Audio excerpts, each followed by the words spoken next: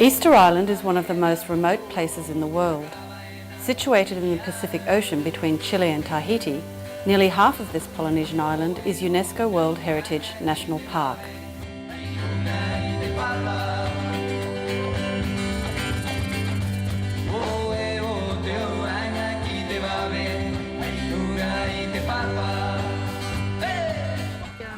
Public toilet.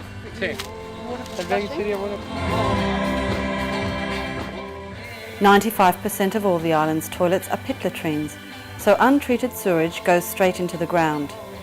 There is only one underground freshwater source supplying the islanders with their drinking water. This water source must be protected from contamination. The challenge for Easter Island is to solve this problem before it is too late.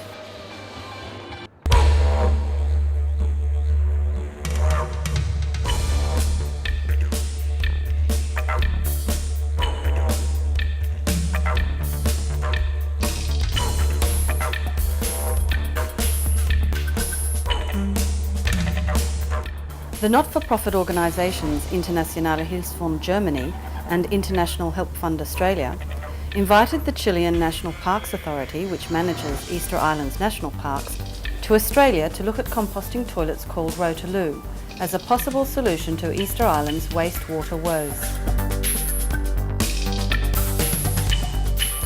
Enrique is first taken to the Rotaloo warehouse. Enrique, the Maxi 2000. We have some supplies at last to show you.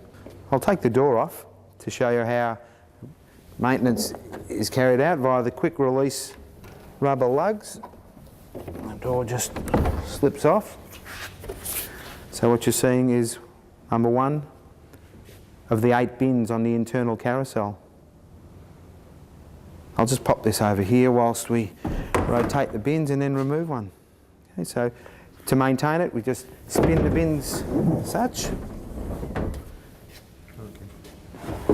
Via the handle, take the bin out. It's as easy as that. Very easy. Very easy.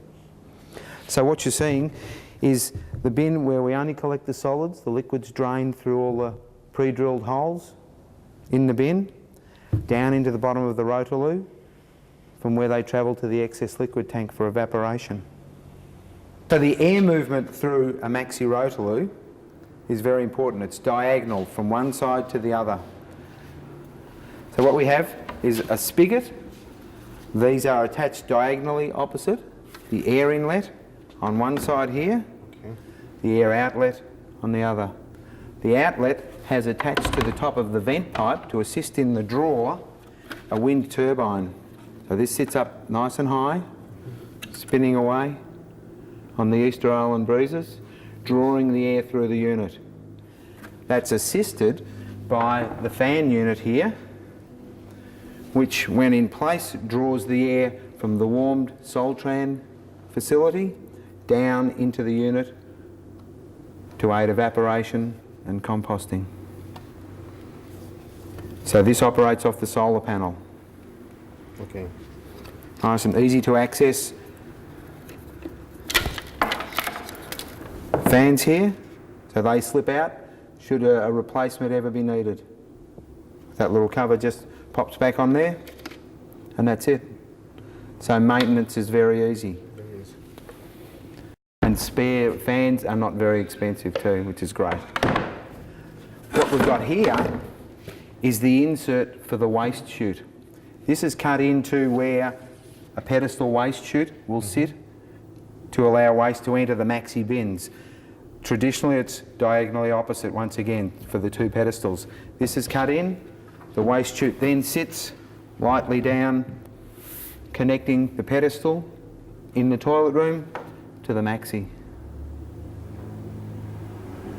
Again, all made out of heavy duty polyethylene, long life, nothing to rust. I may see, yes.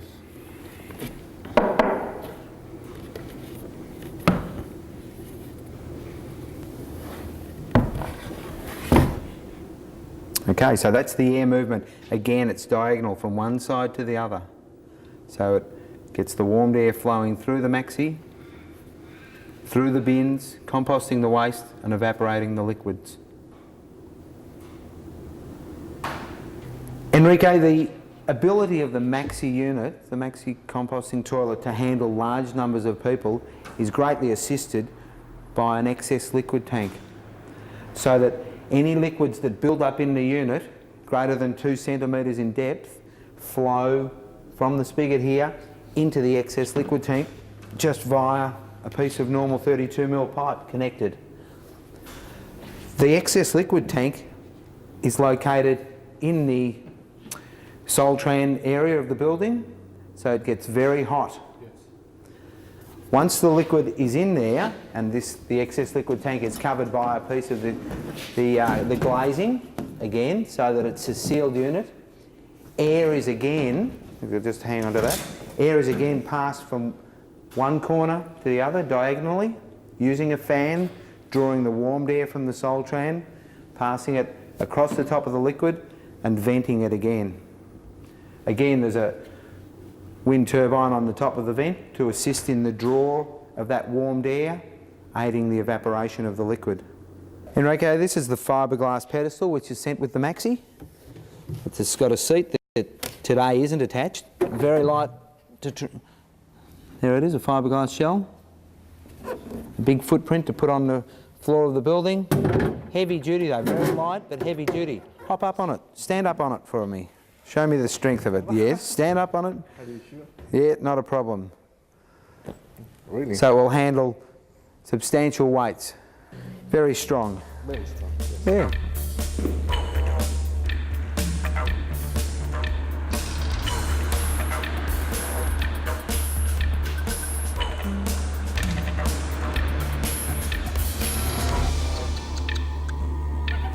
Next, Enrique is taken to visit Australian National Parks to see how the toilets function in reality.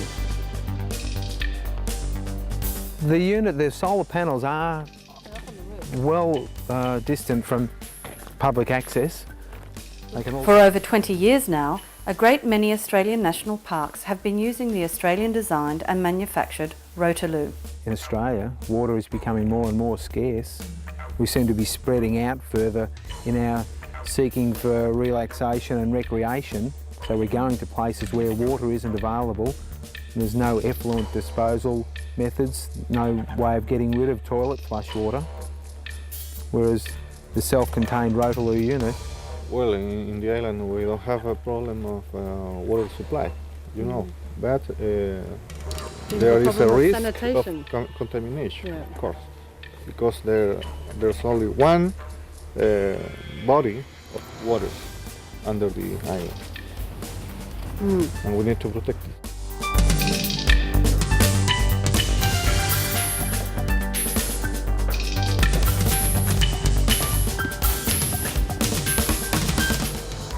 Waterless, odourless, clean, easy to install and maintain, Rotaloos are the perfect solution for remote areas where both water availability and water treatment is a problem.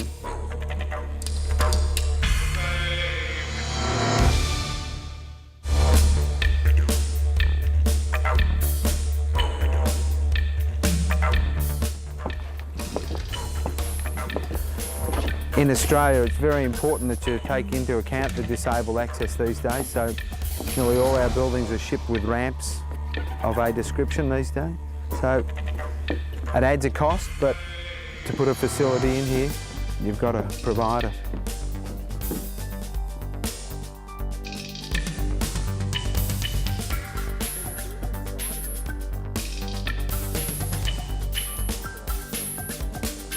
This facility is powered by solar power, so any lights in the unit and also the fans are driven by the battery, which is powered by the solar panel on the top of that pole there.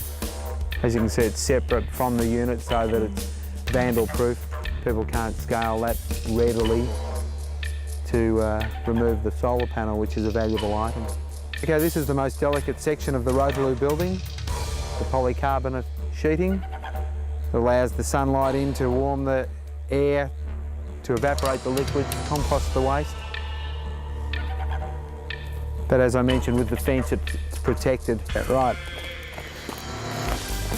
Let's have a look under the Soltran. Maxi Rotaloo. Swing this door open. Excuse me, Enrique, I'll just tap that right up.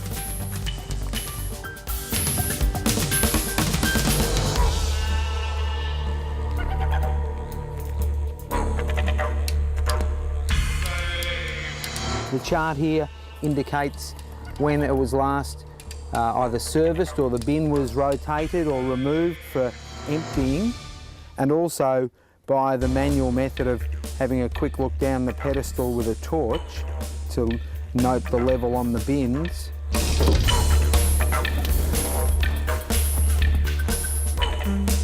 That's it.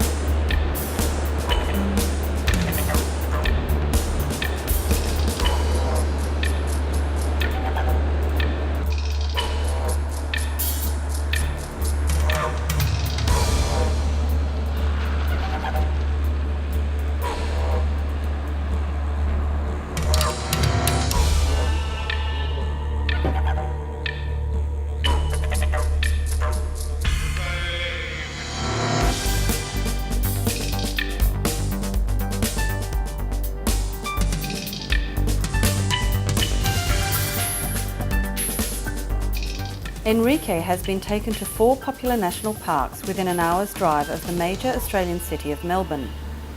Back at the Rotaloo warehouse, Enrique is asked his opinion about the suitability of composting toilets for Easter Island's UNESCO-listed World Heritage National Parks.